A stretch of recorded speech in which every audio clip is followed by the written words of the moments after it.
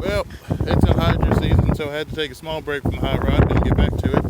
But first, we had to deliver a lot of anhydrous, so roughly about a week, maybe 2 weeks. But we'll try to do some hot rod content in between all that. But something came to my attention that I thought was a little interesting, I guess. So I guess we'll have a story time and we'll talk about some stuff. So this guy that I used to work with, he's got his own place now and whatnot, his whole business. He said he was agitated because nobody wants to work anymore. Well, I think that's just an unfair statement. I think plenty of people want to work. There's just no place is offering fair wages for a fair day's work. So let's get to the story time. So I went to Lincoln Tech to be a diesel technician, right? Right. So that's a ass lot of money to learn how to work on stuff. So then I got out of Lincoln Tech. Me and a buddy of mine, Stephen Berner, he got hired in at the same place I got hired in. He, of course, got hired in for more money because he's a farm kid. He was doing a lot of farming. Me, while I had been around and on farms, I had never turned wrenches on any other tractors at these farms. So, as luck would have it, I got hired in for $10 an hour fresh out of Lincoln. That was good for me. I was happy. So the guy that hired me, the service manager, got fired like 3 days later, and I hired a new guy. He wanted to have an interview with all the techs. So he finally got to me, and I've got all the tools that I got from Lincoln Tech, and I bought myself a Harbor Freight toolbox, one of the tall ones with the little flip up top and all the little drawers. So he looked at it, and he looked through my tools, saw what I had, and he's like, that's not very many tools. I was like, well, I just got a Lincoln Tech. He's like, I'm still buying tools off the Cornwell truck every time it comes around. I'm building up my tools quite slowly. He says, $10 an hour. Is that what we hired you in for? I said, yeah, that's what you hired me in for. He says, well, man, if I were you, or let me rephrase that, if I had hired you, I wouldn't even have hired you. He's like, I'd have made you show up here every day for the next month, following around the technicians, doing whatever the technicians ask you so that you can see how this is supposed to work, and I wouldn't pay you a dime until I thought you were good enough to be hired. He's like, but since we already hire you, I'm going to pay you $7. I was like, man, it's not enough to do nothing. Minimum wage is $7.25. He said, oh, I'm sorry. I didn't mean to hurt your feelings. I'll give you that quarter. $7.25. So we work that year, $7.25. And it sucked. I tried to find other places. I put in applications at Cummins, Cat, anywhere I could get an application. And I realized it's a rigged game because you had to have 2 years of diesel experience before anybody else will hire you. But it's hard as hell to get 2 years of diesel experience when you're barely making it off $7.25. So after about 2 years at $7.25, we decided that we've had enough and we went somewhere else. I think we wound up going to Walgreens for $7.50. I got a whole nother quarter. But I didn't have to buy tools anymore and my tool bill was paid off. So we worked there for a little bit. And I got employee of the month, but I was told I had to be more friendly to the customers. Now, I was friendly to the customers, but my face I guess I don't have a friendly face. So a lot of people were scared of me, didn't want to come around me.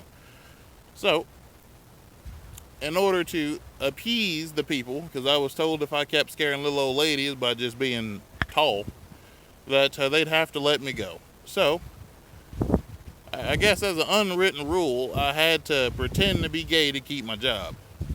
Well, all right, well, I got employee of the month after that, and that didn't sit well with my soul. So, we quit that job, and we found another job. So, where did we go after that? I think we went we went from Walgreens to O'Reilly's. That's what it was. We went to O'Reilly's. That was the first time there at O'Reilly's. It was cool. It was fun. We did some stuff. Got some parts for cheap, built a hot rod. Hot rod got stolen, and then I got another job, another mechanic job. Well, this mechanic job, right again. I said I'd worked for that place for 2 years, and I said they were paying me $7.25, so I couldn't take it. I couldn't survive. And I was like, I completely understand. I was working for $7.50. He's like, I'll tell you what, I'll hire you in at $7.70. I'm like, I really would like 8 to maybe 10. He's like, oh, I can't do it. I just can't do it. 770. So we took it. We did 770. Because, you got to find a job, got to work somewhere. And fast forward a little bit. We left that job, worked there for, I would say 3 years at 770. They hired in a bunch of new people, $30 an hour, $20 an hour. I tried to put in an application at Stoops. Stoops wasn't hiring. Stoops didn't want me. I didn't have the experience they wanted because I'd never worked at a dealership before. Fair enough. So we keep going. Then we get to O'Reilly's, and we've worked there for a little bit, and we capped out at, I think it was like $9, maybe $8. I don't know, it was like $8 or $9. And I started to notice they hired new people. Well, these new people were hiring it at $12. So I took it up with the district manager. The district manager didn't like me at the time, and he says, well, if you want to make those high dollars, you really got to put in some work. You got to show the culture. You really got to commit. And I was like, these dudes just got hired. They haven't committed to anything. They're making more money than I am. And he says, well, if you don't like it, you can quit. I did. So we went to another place. We went to, of course, for legal reasons, I can't mention their names, but whatever. We went to another place, and we worked there for a while, and things happened. We made $9 as a technician. All right.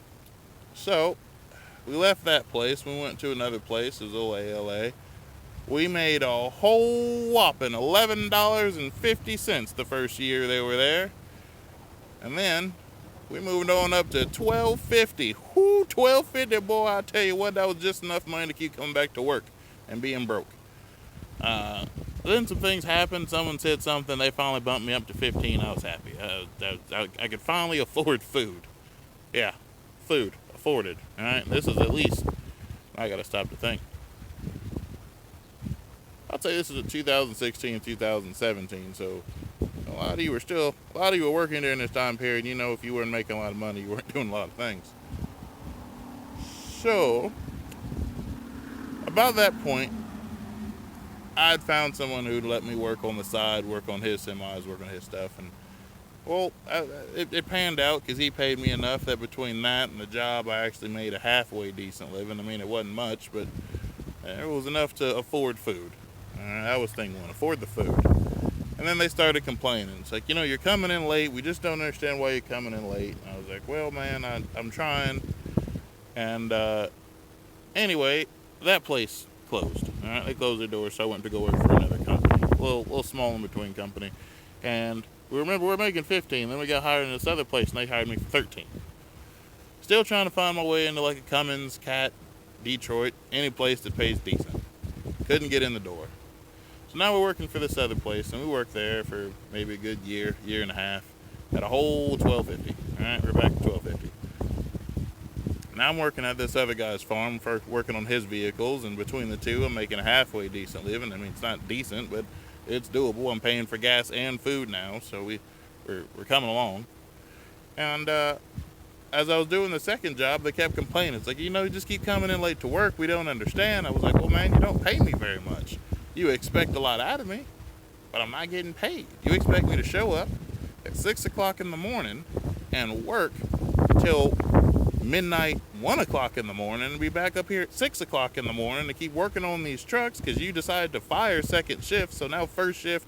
So now, a select few people, really the people who didn't get paid that much, became first and second shift. So you weren't paying us a lot of money. We had to work a lot of hours, and in taxes we eating whatever little money we did have. So you figure after a week of working, we were coming home with a whole $500. $500.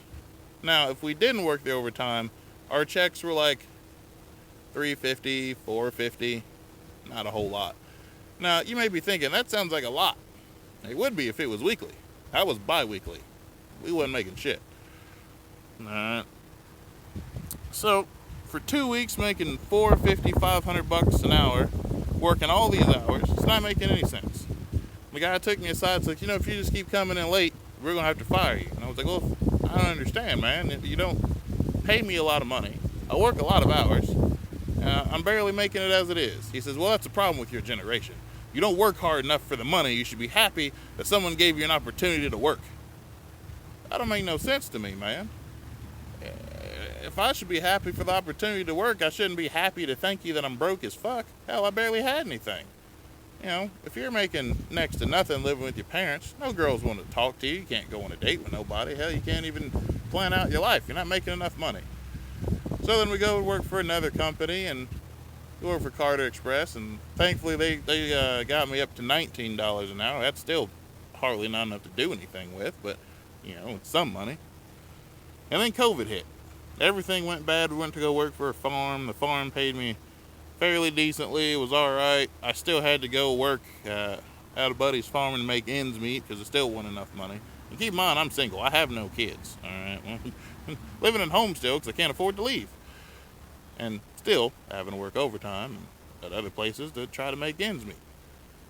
And then this magical thing happened. I started doing odds and end jobs for other people and people who weren't related to any kind of work, and you started noticing you got $100 here, $100 there, $300 here, and it wasn't too terribly bad. And we figured out that if you can try to figure out a way to work for yourself or start your own business, you'll make way more money than you do working for somebody else under their thumb and their rules and barely making a dime. So the question becomes to why people don't want to work. Well, people probably don't want to work because you're not paying enough to work, and if you are paying up, you're just paying them enough to get to work and back home again to show back up to work again. Not even enough money to look for another job. So what it comes down to is pay people more money, they'll work harder. Just a thought process. That's my story time. What do you fellas think about it?